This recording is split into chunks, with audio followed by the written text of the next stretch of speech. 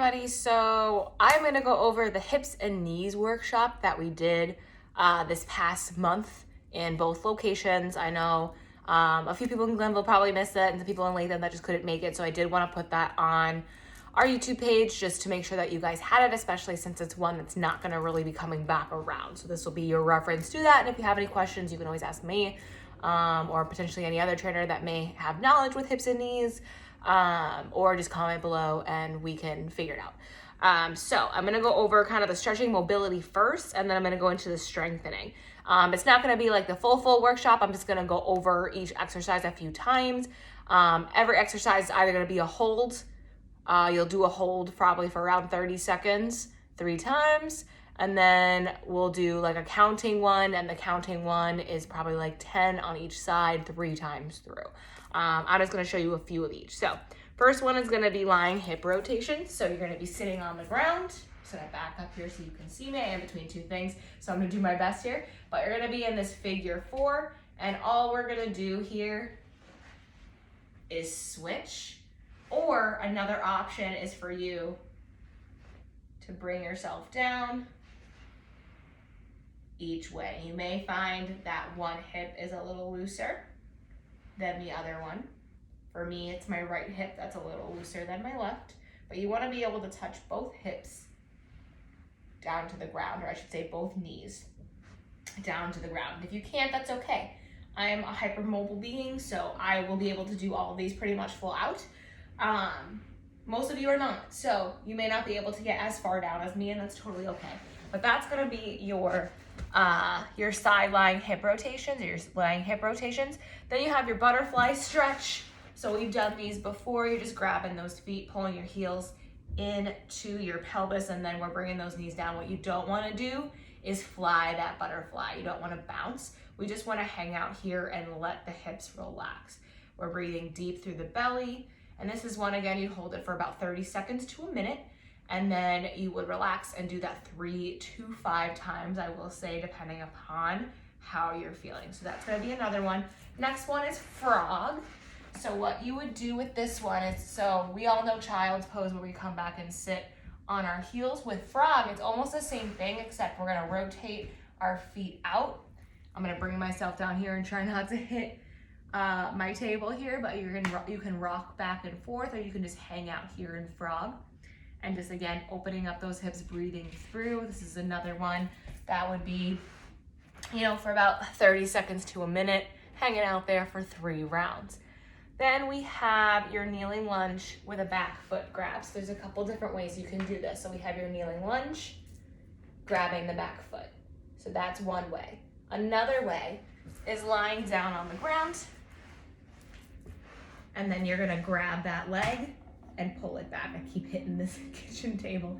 But this is another way that you could do that stretch. It's just gonna open up the hip flexor. It's gonna stretch out your quad. Because remember, when we talk about hips and knees, we're also talking about the muscles and tendons around them. So we're talking about low core, glute, quad, hamstring, calf, everything that's gonna hold the knees and hold the hips in place. Then we have your crisscross sitting. So with this one, you're almost gonna sit on that back foot and you're gonna crisscross over. Like so. Crisscross sitting. And you're just gonna hang out here and breathe. And then you would switch sides. So one leg, crisscross it over. Nice tall stance. Ooh, I can feel that in my hips already. And just hang out there if you want to. You can bring yourself forward when you feel ready. And again, something you would do about 30 seconds to a minute. 3 rounds on each side. Next, we're going to do some wall slides. So pretend that this is a wall. It's clearly not. But you would have your feet on the wall and you're resting. Your knees are gonna be right above your hips. Feet are gonna be on a flat wall. I'm gonna pretend like my screen is the flat wall. And all I'm gonna do is bring myself up the wall and back down the wall. And I'm keeping my foot glued, alternating sides. So right now I'm clearly not on a wall, but I'm going to keep my feet glued to that wall as I bring it up and I bring it down. And it's okay for you to bring it all the way down. Again, as long as that foot is still against the wall. The whole point of this is knee tracking. So you've heard me talk about this in class with knee tracking when we do squats or lunges and things like that. Your knee always needs to track above your ankle.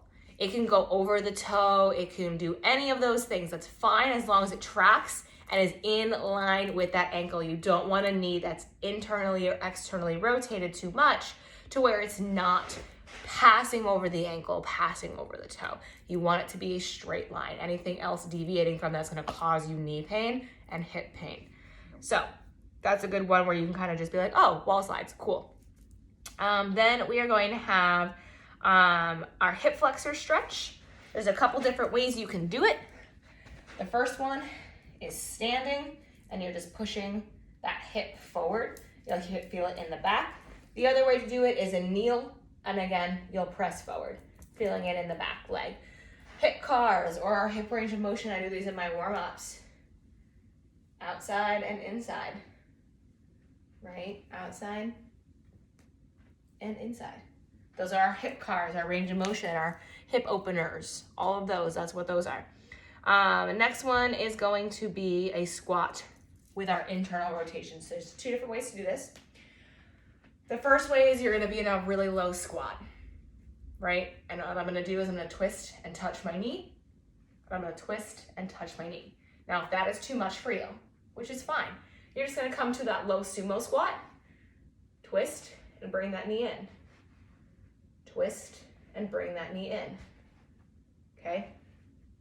As another option, okay? Especially if you feel very chest forward or you just feel like you can't get down that low. That's totally fine. We got options. We're gonna get into a little bit of strengthening now. So we'll start on the round. We have your straight leg raises. So this is a hip flexor one. You wanna make sure that your body's in an L. So from the side view, you're here. See if I can back up enough where you can see me. Perfect, and all I'm gonna do is flex my toes and I'm gonna slowly lift. One leg up, one leg down. Notice how I'm not letting it kind of drop and hit the ground. I'm not doing like a quick up. I'm squeezing the quad, I'm squeezing my hip flexor, and I'm very slowly and controlled bringing it up and down. Now I can't go higher than that, and that's okay. You don't need to go for height. The other one's an up and over. So still, you're hanging out here. If you need to, you put yoga blocks down here. I just have long arms. And you're gonna come up and over, up and over, up, over, up, over, as if you're going up and over an object. Okay, we're strengthening the quad and the hip flexor when we do that. All right, next one is going to be some leg curls. So with that, I'm gonna show you this way. Leg curls. You can do this with a weight between your feet. You could do it with a band around your feet, but you're doing leg curls. That's gonna strengthen up the back of the knees. I can already feel my knees popping. It's also gonna strengthen up your hamstrings. Now, you do wanna make sure you're laying flat. I was not, I was hanging out up here and I could immediately feel that in my low back and I was like, oh, I forgot to lay back, but I also wanted you guys to be able to hear what I was saying. So you do wanna make sure that you are relaxed when you're doing those leg curls. Then we have a bottom leg lift. So this is where we have our bottom leg and we're gonna lift it up off the ground. Okay, and you're relaxed. We are hanging out on the meatier part of our butts. We're not hanging out on our hip bones, otherwise you will feel that immediately in your hip bone. It's not gonna feel good. Couple of other ones here. We've got 3 more. We have your hip abductions. So you would have a mini band if you have a mini band. And that mini band would go right between your knees and your ankles. And what we would do is flex the toe, bring it forward, bring it to the side, and bring it back. Now notice how my entire torso, nothing's moving. I'm not shifting backward, I'm not leaning forward. I am just forward, back, side, back, back, back. So from the side, forward, side, back. I'm not doing any leaning at all. I'm not also bringing my legs out super far. You know, I don't need to come all the way up here and all the way out to the side and all the way to the back because I'm gonna start compensating and I don't wanna do that. So you wanna do that on each side. Again, 10, 3 times through, per usual. Then we have your marches. I love to do these. This is a functional core move as well. Overhead, immediately that core is going to engage. So relaxed, right? I'm relaxed. Belly button's in and up. And then I'm not letting my rib cage stay flared when my belly button's in and up. Bringing that and pushing that in. So now my core is engaged. And I show you that, one, because when you're relaxed, you're going to have your little belly pooch, right? And when you're not, it's going to be a flat stomach where you can see definition. So also neutral bodies. But if I'm not flexing, my stomach is jiggly, okay? But when you are flexing, overhead, you're really gonna feel this, okay? So because we're overhead, we're making sure we're not compensating by arching our back so our core stays engaged. We're very slowly going to pull up and push down. You don't wanna think of it as a lift. You are pulling up and pushing down. Alternating the side if you can, pulling up and pushing down. And you're gonna exhale on that up and inhale on the down.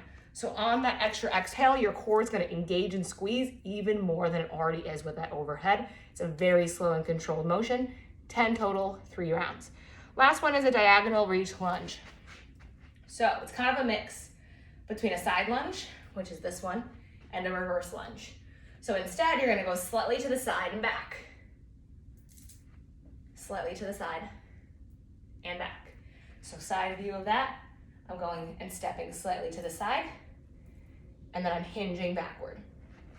Again, stepping back, so I'm not to the side, and I'm not in a reverse. I'm right in between, and I'm hinging backward. I have a straight leg and a bent knee. Right, step, and hinge. Ooh, probably just heard my hip pop. So that's gonna be your last one, 10 rounds, 3 rounds, 10 reps on each side. So that is your hips and knees workshop. If you have any questions, again, comment below or come see me in class.